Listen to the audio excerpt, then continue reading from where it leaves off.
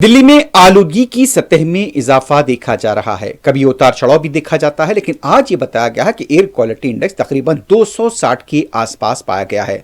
सुबह के औकात में दिल्ली का ये मंजर है। मुख्तलिफ मकामात के मनाजिर दिल्ली से सामने आ रहे हैं और ये बताया गया कि सुबह 5:30 बजे दिल्ली के मुख्तलिफ इलाकों में हवा के मयार की पैमाइश यानी कि एयर क्वालिटी इंडेक्स 260 थी, उसके बाद 270 तक पहुंच गई और यह भी बताया गया है कि जब ऐसा वक्त गुजरेगा तो यह हो सकता है कि 350 से भी तजावज कर जाएगी।